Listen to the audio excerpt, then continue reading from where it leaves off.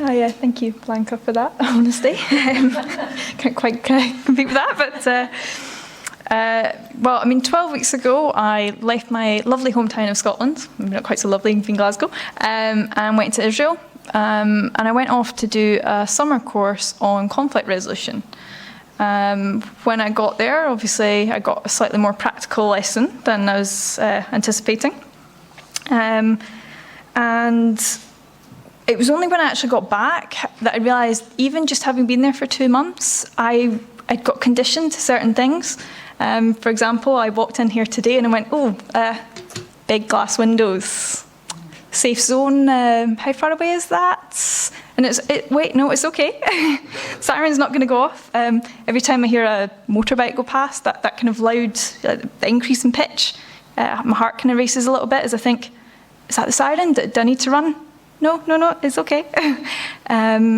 So, you know, for me, that's going to wear off, you know, as I realise, yeah, I am safe now, but it gave me a very, you know, small insight into the lives of what many people are living, and the kind of fear that they face every single day. And so, like I said, you know, just when we were then kind of looking into the mentality of these people, it at least gave me some kind of understanding as to why they maybe act the way they do. And so when I was in Israel, we were taken to a town called Ein Karam. It's a lovely little village just on the outskirts of Jerusalem. And originally it was an Arab village. And then in 1948, with the Nakba, the Arabs all left and gradually it became a Jewish village. And the village itself has got a lot of history. It's in the Bible, you know, so many stories. But when I was there, I was told the story of a man, Moshe Amarav, and he's from the village. And he told us about how he decided he wanted to know the story of the Palestinians that used to live there. So he did a lot of research and he managed to find one man who was currently living in Bethlehem. So he went to Bethlehem and he got this man, and along with his son, his grandson, and his great-grandson, they all went back to the village.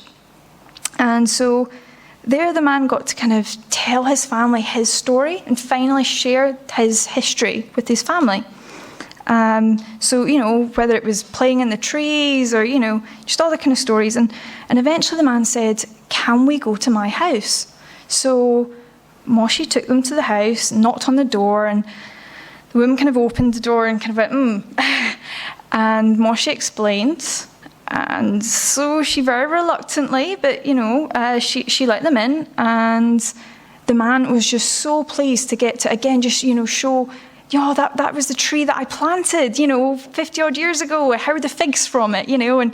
And he was just amazing, again, getting to just share this with his family. There was still some tension. So Moshe took the family back to Bethlehem and he asked them, so what's your family story? You know, where were you all from? And he said that before they moved to Ein Karam, they were from North Africa. And before that, they'd been from Granada in Spain. So Moshe thanked him and went back. And so he went and kind of knocked on the door again and kind of apologised for just kind of springing that on her.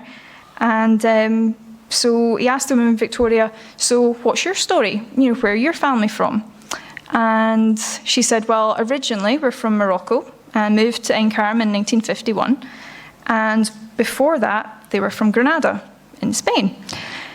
So Moshe kind of realised, you know, their ancestors could have been on that same boat, you know, going to North Africa.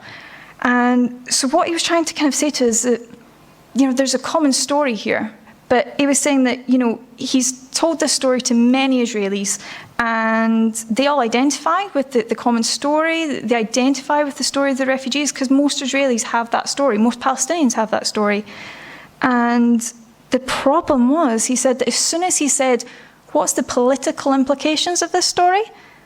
All of a sudden they go, oh, so he wants my house. No, it's my house now. And, you know, forget the common ground, forget the common story, you know, all of a sudden there's this barrier put up. And Moshe, who was telling us the story, he was actually the head of the Jerusalem team at Camp David. He was one of the ones that kind of actually got Arafat into the negotiations. And so he's spoken to many Palestinian leaders, and he said that from all the Palestinian leaders he spoke to, they'd all basically said that 80% of Palestinians don't physically want to go back to their houses. So it's not really a threat to the Israelis. They just want to symbolically go back. It's the symbolic recognition that they're after. It's about the memory itself, not about money or, like I said, physically going back. So Moshe had proposed this to Israeli prime ministers, well, why don't we put up a Nakba museum in Jaffa? Or why don't we put plaques on all the houses with the previous owners' names, just to kind of finally say, we acknowledge the wrong that has been done. And unfortunately, so far, there's not been a prime minister that's kind of willing to do this. And the thing is, I think, like I said, you can have a common story, common narrative, you can have sympathy for someone, but unless you're brave enough to actually admit, your own faults or, your ancestors' faults, while you kind of hold on to that, you're not giving the other person a sense of justice. So, so that was that kind of situation. And then we kind of, in my course, we were looking at conflict resolution, like I said, and we spoke about how when people are in conflict, they tend to go into this kind of victimization mode. So I'm the victim, he's the aggressor. And, even if I do something wrong, oh, well, he forced me to do it. I don't want to do something wrong, but he's forced me into it. And when I was there, I could see that. And the Israelis, they were soldiers. They didn't want to be soldiers. They didn't want to be guarding walls. But they said, but they're forcing me to do it. Palestinians, oh, we don't want to be throwing rocks at someone, but they're forcing us to do it. So, like I said, it was horrible, obviously, being there. But, you got this really insight into this kind of polarization. And you could just see the fear of, they didn't want to admit their own past, because they almost felt that as soon as they admit anything that they've done wrong, their whole kind of reason of what they're doing just now, they felt that as though, if we admit the Nakba, then we lose our justification for just now.